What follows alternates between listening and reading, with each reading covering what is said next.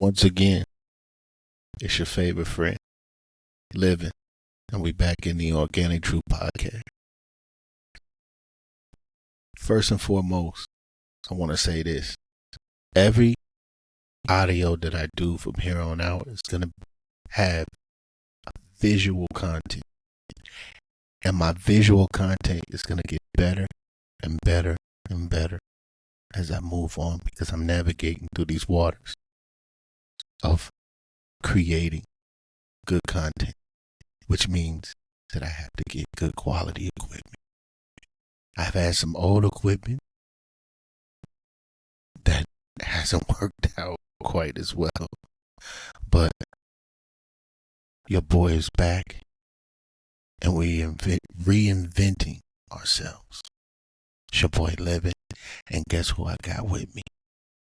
Coco Fetish. Round of applause. Round of applause.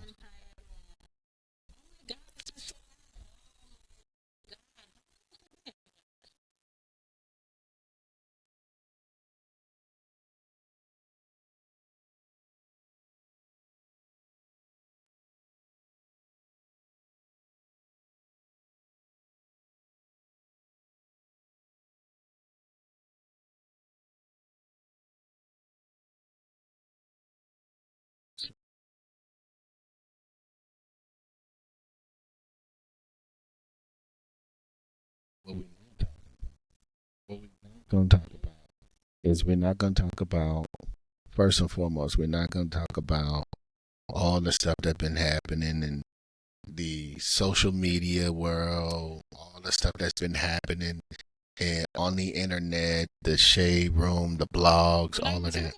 Now, we're not talking about Jada. We're not going to talk about Jada.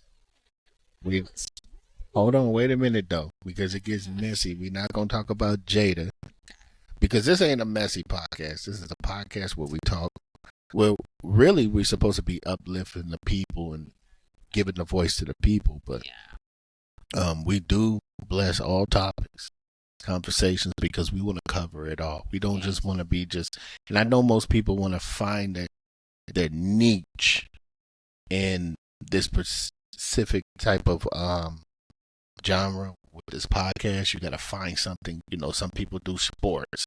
Then you have other ones that just talk about relationship. And then you have other ones that talk about comedy, cover comedy. You know, this podcast, I just want to speak truth organically and just be 100%, whether that's talking about entertainment, whether that's talking about love, whether that's talking about life, whether that's talking about parenting, whether that's talking about just living in general. So, with that being said, what are your thoughts on Jada? No, Jada. no. Jesus. I mean, be honest.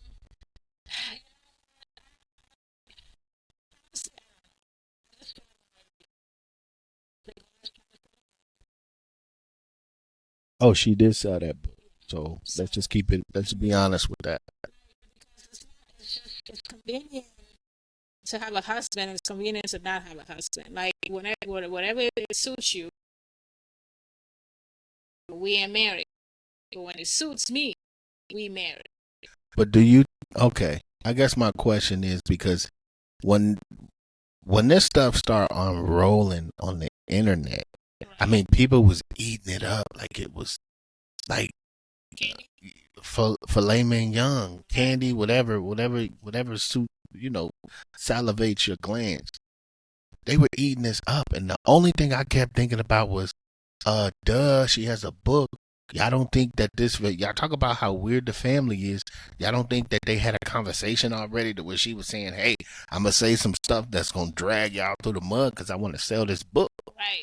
She may not have said it like that, but they had a conversation. There's no way.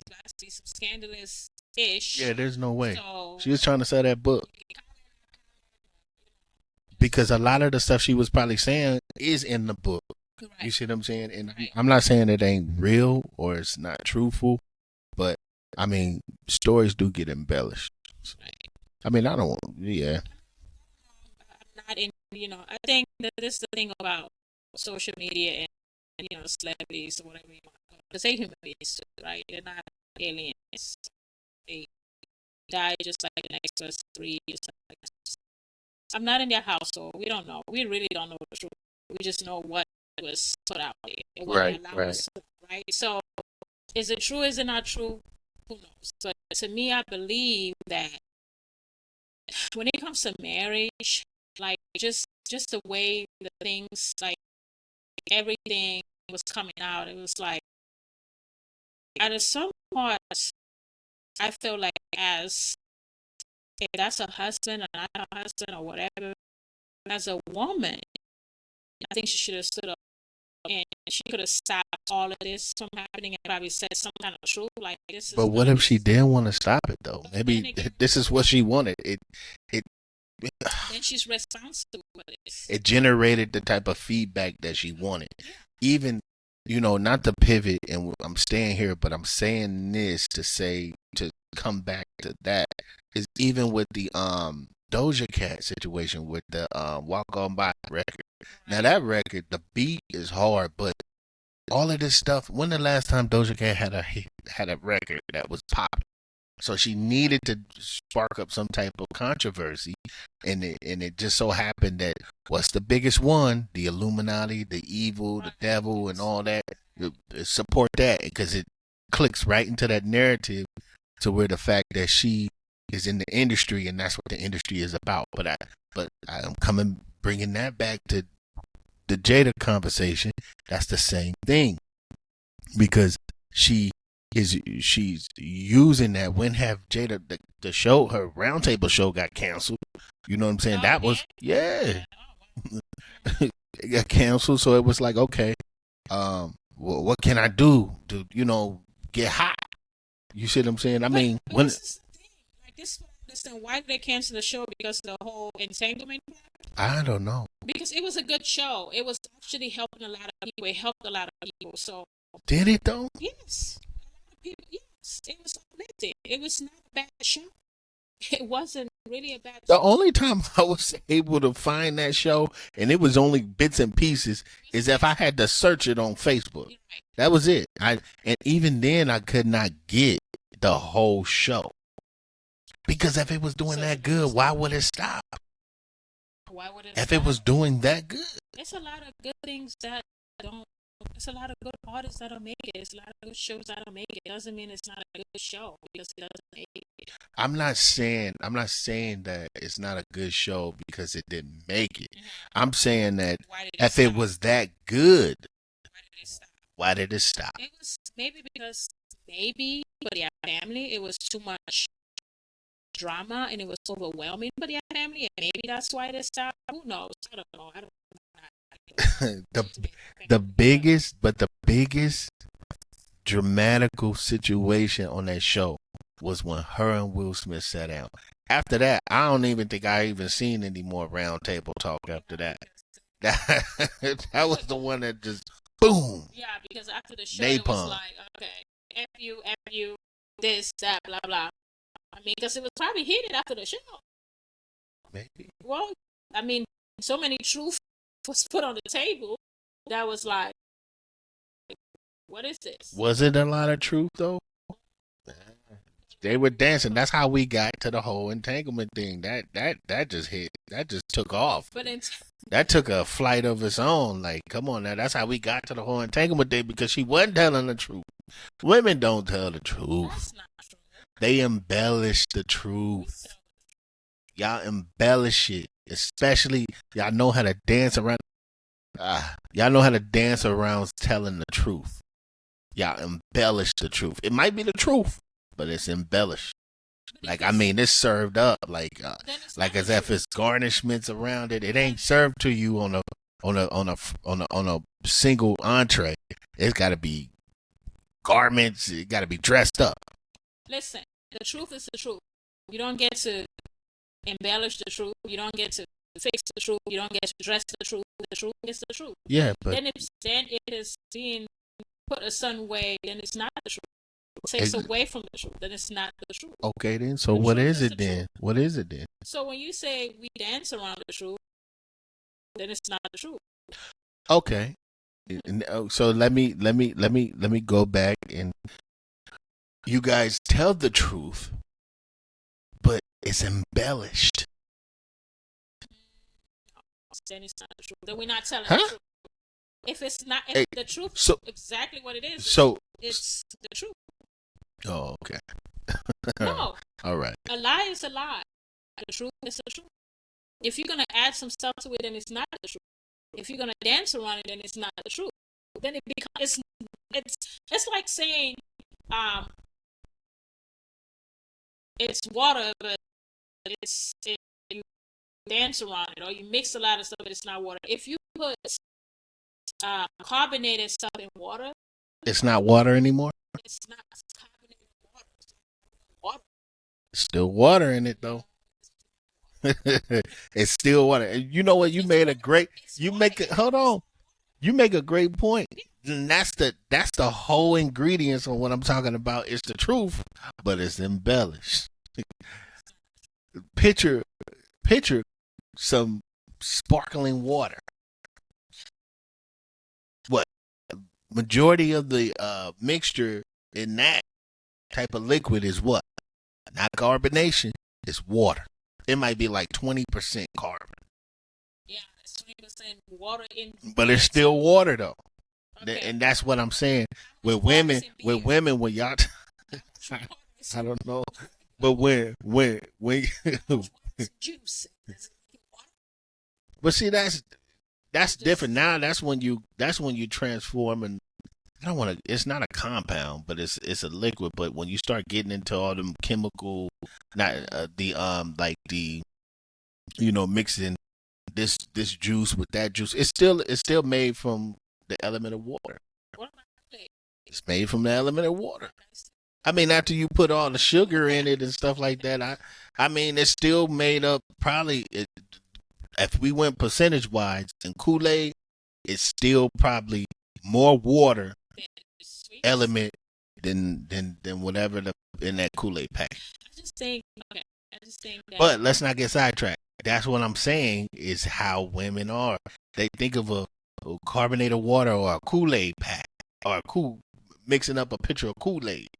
It's listen, it's water, it's sweet, but it's water. It's sweet, but it's watery. Yeah, it's water. But that's okay. That's okay. Well, Jada, I love you, honey. Don't nobody like her right now. Nobody like that. So it's okay. We understand. I get it. God bless her, though. But I haven't read her book yet, though. I think I'll get it. I did read this book. Yeah, you got the. And it was really good. And it was very inspiring. And you talking about this, right? Yes. Hey, listen, I'm not doing this for promo or nothing like this or nothing, but really it's all right. Blocking my. Yeah, but yeah, he was trying to sell his book too, but he did it a different way. He wasn't throwing people under the bus. No, he was not. So, but anyways, speaking of, since let's pivot from this relationship. And since we're on relationship and marriage, I just want to. This is more like a more serious note and a question, and I know people deal with anxiety, and a lot of times we have it and we deal with it and we don't acknowledge it. So I ask, separation anxiety, is it present in adult relationships? Probably. No, really, truly think about that though. It is. I mean, and I'm not just talking about like marriage. I'm talking about any type of relationship as an adult, friendship, business relationship, family ship, relationships, losing control.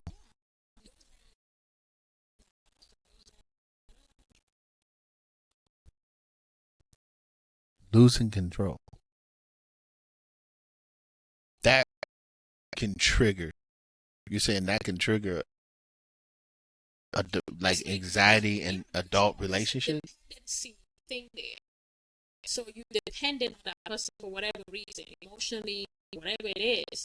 So that person being apart from you, it's like you don't know what to do. It's like losing control. You don't know how to exist, not exist, but to live without this person because you are dependent on that person. See, okay, I get where you're going with that, but I'm looking at it from a different type of point of view. I'm Like, thinking because where does that stem from? Where does the anxiety, stem from if the separation hasn't happened so, yet? so see, not believing in you, not believing, not trusting, self-esteem, low Okay. self-esteem, very low self-esteem. To be that anxious to somebody leave. Now, think about it. As a But child, hold on. You're saying leave, but could that be triggered if somebody's coming in? so your anxiety is get anxious. Like, okay, dang. Yeah, maybe I need to reword. um, I'm thinking in the sense of the separation, right? From whatever you leaving to come into something new, right? It's the fear of unknown, not knowing what's going to happen. It's still losing control. You don't have control of what's about to happen.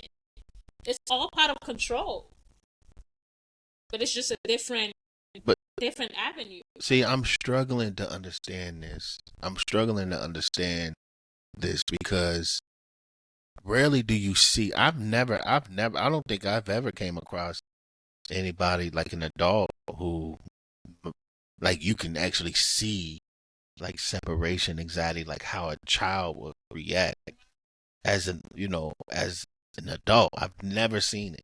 I mean, I see it a But, lot. but I'm thinking in a more conscious, like psychological type of state. Like, even though we don't react physically, how do we react mentally and emotionally? You see what I'm saying? We don't do the physical act out. You see what I'm saying? Yes. Yes. Doing crazy things, spazzing out, want to kill yourself, want Uh, to hurt yourself. But it's not just from relationships, right? Separation can be from an addiction Okay. or something changing in your life, right? So you're separating yourself. So for a person who has to get rid of certain habits, right? You had to separate yourself from that. No? Now, and when we talk about psych, like mental health, and you know, it's different because when you are, if you are getting anxiety from um, an addiction, like you stop drinking or you Right. stop using heroin, that's different. That's withdrawal. Like you withdrawing from this addiction.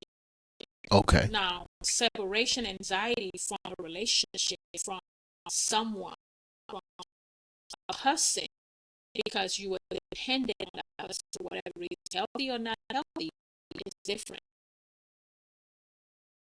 Afraid of going into something is also different. But those are Okay. all part of losing.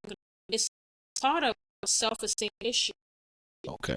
right? Which stems from whatever. It stems from something. It just don't have it. I can't just start having anxiety about somebody leaving just because.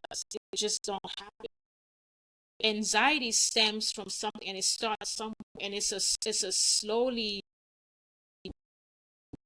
build up There's thing. a build up. Yes, I just don't wake up one day being anxious. I don't wake up one day Some being people do depressed. though. That's not That's not happening. That's not just wake up and move this. That's not how it works. See, and I struck. It's been like, if you sit and you really look at that person's character, Okay. you will see different. They've been showing different signs. You just never paid attention to it. It just don't happen. See, so it's that detail. It's that detail. Okay. Nobody wakes up one day and be like, "Oh, I'm losing control." No, No. it's possible though. Yes, you just lost control of everything. Maybe your emotions, your sense of being. You have anxiety. Just you slowly control it. You can deal with it. You can talk yourself out of it. You can do the breathing treatments or whatever, not treatments, breathing exercises to get you out of it. And one day you can control it anymore. And now you lose control. You just don't lose control. Nobody just wakes up and lose control. Like, you see people that lose it and they kill their whole entire family. Like, oh, they were just fine. No, they were never just fine. They showed you signs. You just never took the time to look at it. That's why when they study those individuals, they see those signs. Oh, But who has the time? well, if that's your loved one, you better have the time. If they showing See, you signs, but that's the most you better have dangerous. the time. But that's the most dangerous thing, though, is if it's your loved one, because a lot of times you've seen things over the years that you just kind of was like, oh, you know what I mean? So when you see that same thing, you might miss one piece because you blew it off. And so it's like, who's really watching out for that? Who's really looking? Like, at that point, I feel like you might need a more definite signal to be able to react, to be able to say, do something. Right.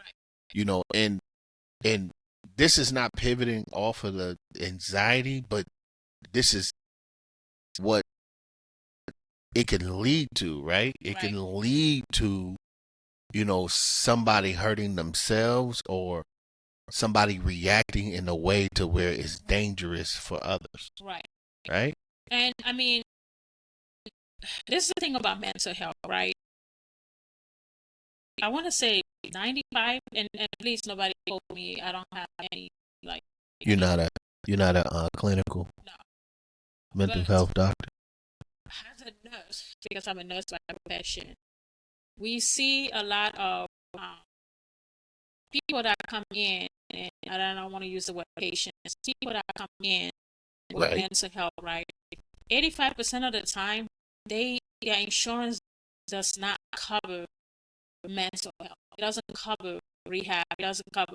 It might cover them to go to, like, I don't know. They have to have a psychotic breakdown, right? Come to the emergency room. Right. And you can send them somewhere for 72 hours because they're trying to kill themselves. But if you really want to send somebody for rehab just because they want help, they need help, you can't just send them because the insurance don't cover it 85% of the time. Then when you do have the insurance that do cover it, most of the time you still got to come out of your pocket because most of those places, like the good ones, it's expensive. Okay, because I see you going on a nurse tangent right here. It's So hold just on, true. so how does that play into anxiety, separation? I'm Okay, getting you there. getting there. I'm getting there. Okay, so we're gonna walk with you a little bit Yes. more. So Okay. the issue with mental health is it's not taken seriously in this country. I should say in this country because I can't compare it to anything else. Whoa. I don't know anything else, right? Now, Proud to be an American. if you have high blood pressure, Okay. there is things you can do. There's a whole bunch of teaching and all types of stuff you can to Right. try to prevent that or try to medication, right? If I have anxiety, if I have depression, there's rarely anything out there that helps people to try to cope or help them before they get into that breakdown. Because mental health in this country Okay. is still not, it's like a taboo. We don't talk about it. Oh, they crazy, or they this, or they that. I think that's changed though. It is slowly, but I think that's changed. it's still that we're still not talking about enough. Okay. This is why you still have people committing suicide on social media. People think it's cool. This is why people are hurting themselves if somebody's taking a picture of it or I'm glad that you said that, cool. because that's the reason why I said social separation anxiety, because that's social media also has a play in it. Not just for adults, because now we're trickling down to what the youth, right? Yeah. So when you have a youth that has everything that they have it, they have a decent life, a good life. They they get things, they might not get everything, but when they get on that social media and they see other kids doing this and doing that, and when they detach from that and comparing themselves, that probably can cause them anxiety. Yeah. You see what I'm saying? You think your life is not all that. Yeah, because then you start looking around and comparing yourself, like, oh my God, like, oh, you know what I'm saying? Like, because we didn't grow up, man. Listen, I'm trying to think when I was, you know what? Maybe my anxiety kicked in when I wasn't winning, because I was competitive. We was always outside trying to play games and wanting to win. And when I didn't win, maybe I guess you can call that feeling that I used to have, which I didn't know. We really didn't know much about anxiety. Maybe that feeling of, man, like I just like resentment. I'm thinking about, man, if I would have did this, I could have won, or if I would have did it, if I would have went a little harder this way, I could have won. But that's the thing. I'm learning about it as I'm getting older. Right. You see what I'm saying? So, I mean, and because now they're talking more about it. Now it's becoming a big issue now, or a thing, because now you have more young folks getting into a space to where this anxiety is trickling over into suicide. And God bless those who lost people due to suicide. Right. And if you're ever feeling sad, or you need to talk to someone, please do that, because a lot of times this youth now, you guys like y'all hold a merit on your chest, all because you're afraid to talk to your parents, or you're afraid to talk to an adult. Listen, talk to somebody, please. Right. Reach out. Yeah, I mean, it's serious. I mean, I think mental health for me, it's a big thing, because I feel like, I mean, especially with social media now, like everybody is happy, and I mean, social media is crazy. People go on social media and they say a whole bunch of stuff, but yet they won't even talk to their family member. They won't even do it. They have their number. They won't call. They won't even do it. But they're so quick to put something and express themselves in a third party. I mean, everybody is a writer now. Like, they'll put a whole story, and it's like, you feel the way you feel. Just talk about it. Just call that person and tell the person, like, hey, you know what, you did this, or 100%. You hit me, or whatever. It's that simple sometimes. Social media has made it hard for people to communicate. Which is a great segue into my next question. Does social media cause depression? Yes. And huge part of depression. And social anxiety. Huge part of social anxiety and depression. I mean, they have lawyers out here suing Facebook because, yes, they should. See, and this is my theory. I honestly, and I really truly believe this. I believe that when COVID started, you had a lot of people who were social butterflies and enjoy that communication with people socially, in person. But when this COVID stuff hit, a lot of those people came out, wasn't so sociable. They developed a lot of that social, I want to say, like, not resentment, but distance. That whole idea of social distancing put them in a space to where they start having social anxiety, because it's like, oh, some people don't use their own kind of, I want to say, judgment. they society tells them what to do and they believe Yeah, it. they believe it. Yeah. You know, so it's like I believe that caused a lot of good people who weren't that socially distant, and it caused that social anxiety when they, because some people weren't even coming out of the house, and then when they were, obviously you want to protect yourself, you cover, you wear a mask, you Right. know, whatever makes you feel comfortable, but you got people who really became dependent on that mask, Right. which was also kind of disrupting their immune system. Because naturally, right, as human beings, we're supposed to endure the whatever sickness or virus, so our bodies could naturally develop a defense against it, right? Yeah, so Um. Well, it's yeah. crazy, man. I can That's believe my that. theory, though. That's my theory. If I'm wrong, y'all can tap in and let me know. You know, tap in, punch in, send me a comment, send me, you know, matter of fact, you know, on social media, Instagram, your boy Livin, you know, Mr. Livin underscore 247. Hit me up, man. Follow me. I'm there. You know, my And TikTok, Livin King. I'm on there. Let's go. Nobody is worried about them nails. You know, unless them nails got COVID underneath them, we good. Yeah. As long as you don't have COVID underneath them nails, you good. But anyway, so yeah, I mean, even me as a nurse, like, okay, we don't really have to wear masks anymore in the hospital, but we have to wear the mask in the patient's room. And it's like, even though I take my mask off, I'm still like, it feels weird. It feels like the mask, it's like part of me. It feels weird to have it off. To have it off in the hospital. Yeah, it's strange. We gotta hit a siren for that. Seriously, Okay. because you got to think about it. For how many years we were told we had to put the mask. It was only about a year. To who? Did you work in the hospital? Oh no, I wasn't in. I mean, I know y'all was dealing with. I know the hospitals was dealing with some stuff. The healthcare field, they was really trying to do a number on y'all. So it wasn't a year. They was trying to control For y'all. the past almost 3 years, we were told we had to put a mask. From the time you walk into the hospital, it was giving you a mask to put on.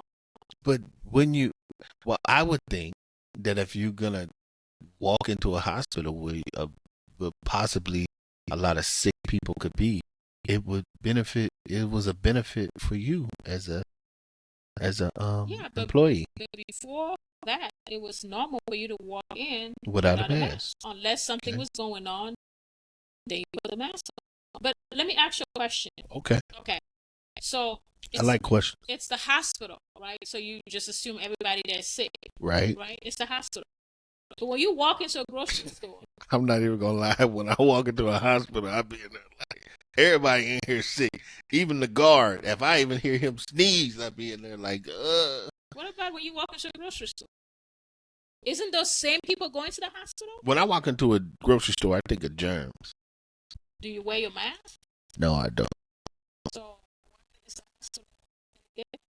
See, because I have this theory. I don't know if it's right or not. You can you can correct me, but I feel like if I touch something, the germs is on my hands. As long as I don't touch my eye, nose, or mouth, I could get out of there scot free,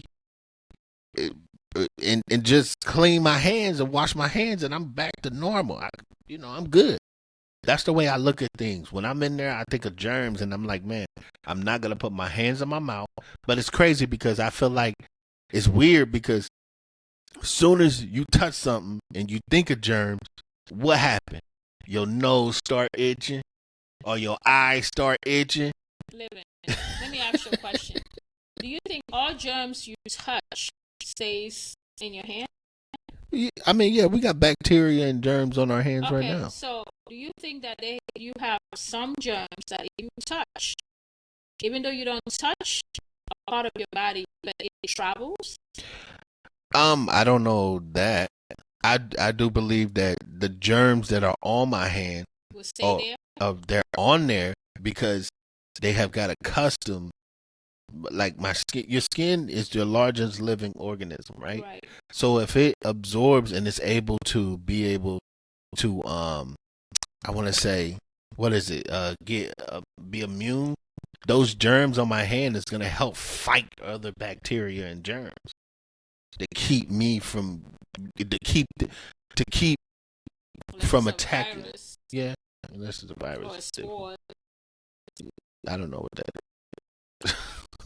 is. So Well, C. diff is a spore, which is that very. sounds like shingles But all I'm or saying a is big that open sore.